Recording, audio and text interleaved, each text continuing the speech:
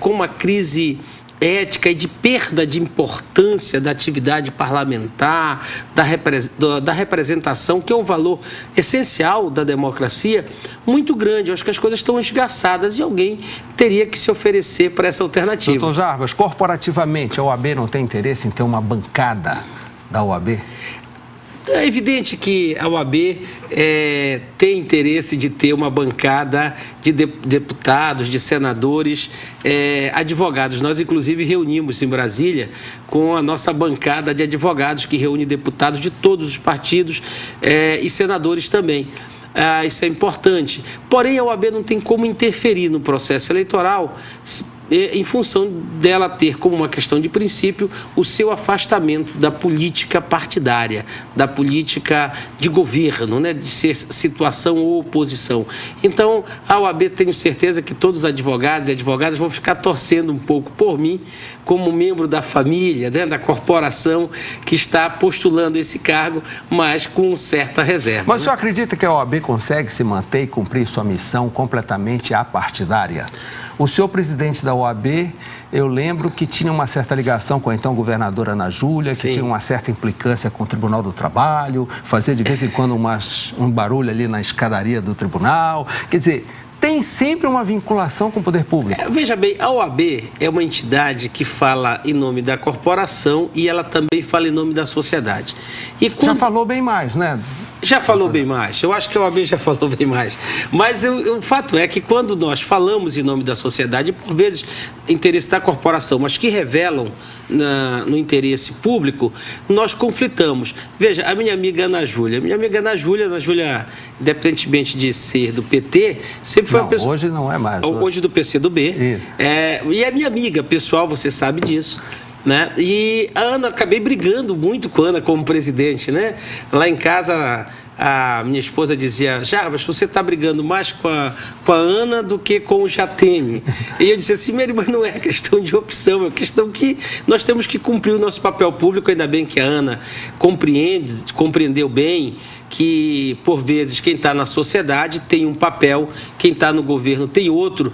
E, especialmente para quem está no governo, é importante ter um contraponto independente na sociedade. Isso não quebra a relação de amizade, isso faz a política ser feita de alto nível. Bem, hoje o senhor é conselheiro federal da OAB, nós brincamos rapidamente que a OAB já falou muito mais, já defendeu muito mais o cidadão brasileiro, hoje nem tanto, está um tanto quanto tímida.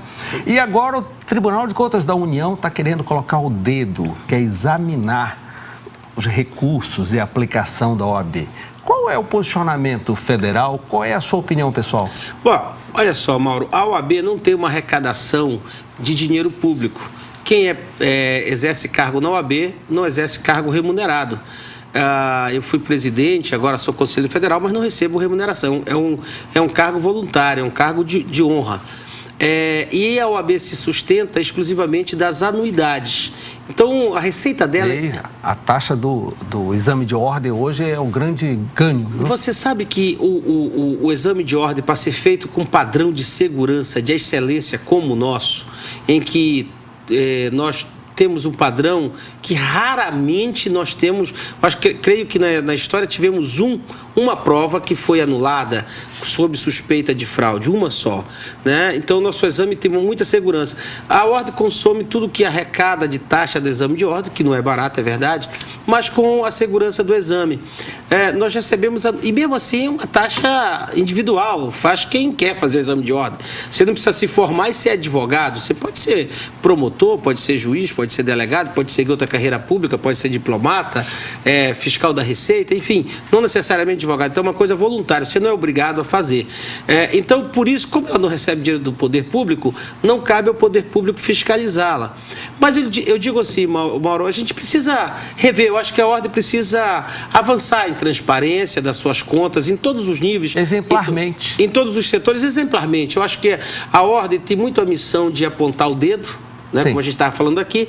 Então, determina quando vai ter curso ou não, determina isso, aquilo. É aquela coisa, não basta ser honesto, tem que parecer honesto. Eu acho que a gente tem que avançar, a gente cobra em avançar nas transparências. Eu mesmo, quando estive na presidência da Ordem, por várias vezes oficiei o governo do Estado, pedindo transparência, estava editada a lei de acesso, de transparência, e eu cobrando aqui do Estado. Aliás, o Estado ainda está devendo aí um pouquinho para melhorar muito a transparência dos órgãos estaduais, né? Mas já avançou, diga-se.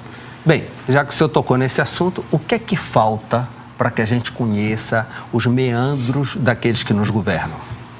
Mauro, sai em transparência e em controle social. A nossa Constituição tem um princípio que é o da representação, que o brasileiro gosta, que é a política, a eleição. Então o brasileiro gosta de futebol, gosta de política, discute. Agora, nem tanto, né? O brasileiro está dizendo agora nas pesquisas, 30% está dizendo que não quer ir votar. E apenas as pesquisas que a gente está vendo, apenas é uma expressão da metade dos eleitores, porque outra metade não sabem quem votar. 2/3 dizem que não tem certeza daqueles candidatos que estão indicando. Então, nós vivemos um desencanto com a política. Mas, no geral, historicamente, o brasileiro gosta da política. Agora, a participação direta do brasileiro falta ser incentivado, que é o controle social, é exigir no site da prefeitura, da órgão público, a prestação de contas, fazer as contas. Eu tenho andado, Mauro, nessa pré-campanha e conversando com a comunidade. Eu penso que sou o único pré-candidato ao Senado que não estou querendo descer de paraquedas embalado num pacote para dizer, olha, este aqui é o candidato do governador, né?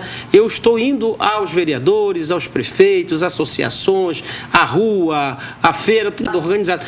E tenho conversado sobre números, sobre economia. Eu, além de direito, eu gosto muito de economia. Então, eu acho que a gente precisa debater orçamento público, a gente precisa ensinar na escola orçamento público. No Tribunal de Contas do município, o presidente Daniel Lavareda está fazendo um programa muito bom, que é o TCM vai à escola para discutir orçamento.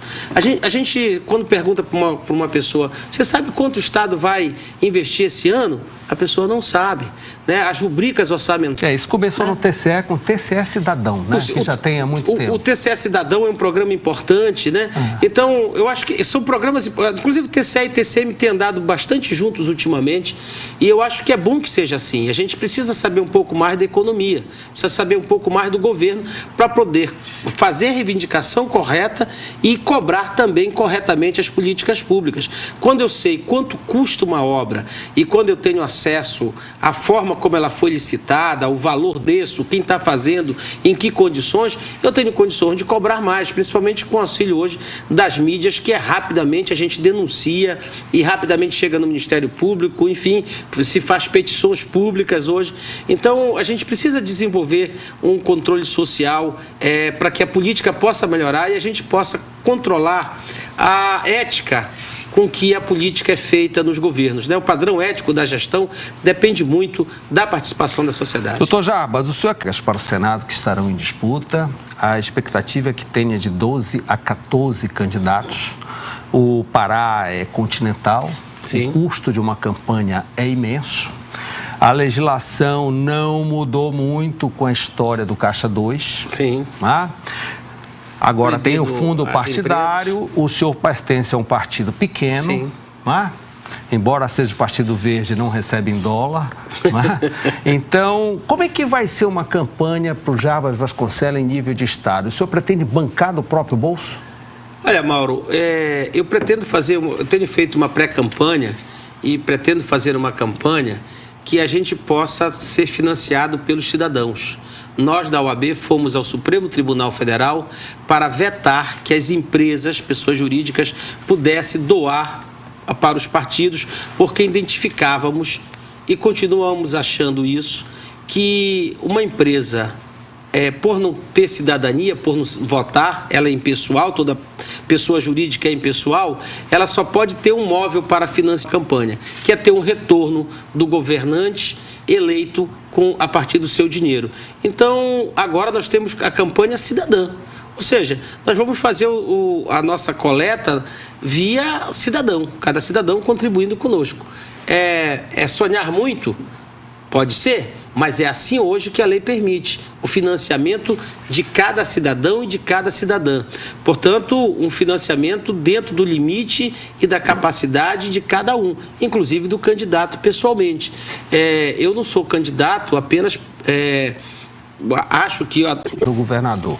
Não. Como é que o senhor vai ser suprapartidário numa hora dessa? Não, escute, e o partido aceita? Escute, eu tenho conversado com todos. Sabe por quê?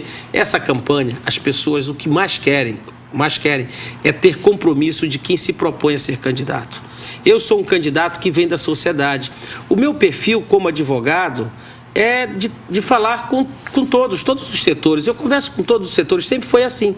Mesmo tendo uma filiação anterior no Partido dos Trabalhadores. Depois converso com todos os setores do PSOL ao PMDB, do PMDB ao DEM, do DEM ao MDB. Converso com todos os candidatos a majoritários nessas eleições. São meus amigos, são meus conhecidos pessoais, pessoas